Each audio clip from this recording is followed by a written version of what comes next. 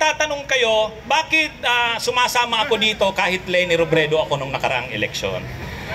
Ako po ang totoo, kaya ako Leni, kasi may ilang mga issues talaga na gusto kong mangyari.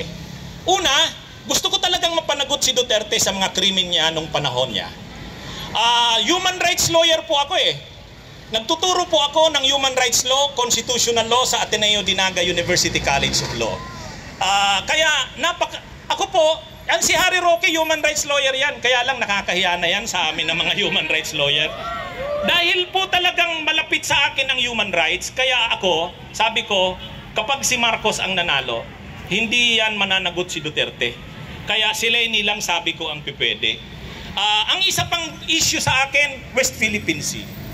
Sabi ko, si Marcos hindi yan magtitindig sa kasi si Duterte ang kakampi niya, itutuloy niya lang kung anong gagawin ni Duterte. Sabi ko, si Leni lang ang pwedeng mag-stand against China.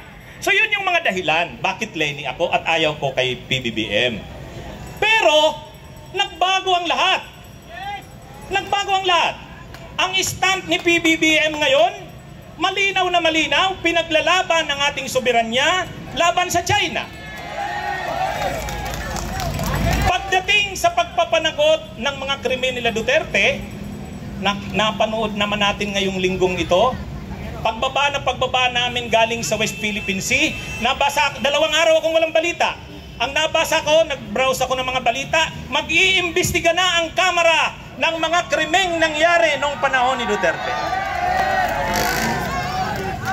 At noong nakaraang linggo, ang Department of Justice ay hininga na ng Malacanang ng briefer, DOJ briefer. Ibig sabihin, open na ang Malacanang.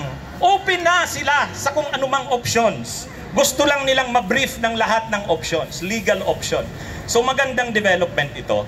At dahil kayo mismo na mga solid Marcos supporters, kayo na ang humihingi na papasukin ang ICC, mag-cooperate ang ICC, at susuportahan din namin yan, susuportahan yan ng mamamayan. Sa tingin ko, sa tamang panahon, magbabago ang stand ni PBBM.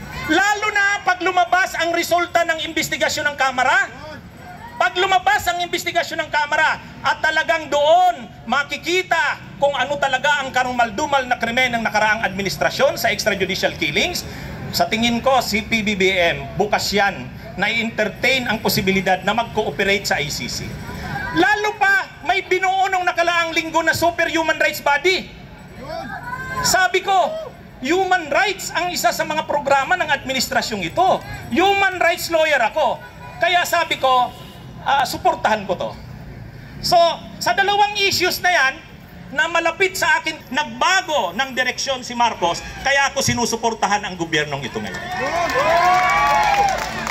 At mayroon pang bonus. Mayroon pang bonus.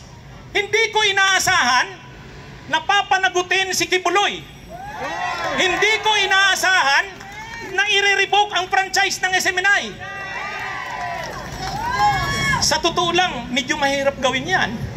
Baka nga si Leni, medyo mahihirapan gawin yan. Kailangan ng political will yan. Pero nagawa ng administrasyong ito. Bagamat mayroon ding mga issues na hindi ko masuportahan tulad ng Chacha. Pero isang tabi natin yan.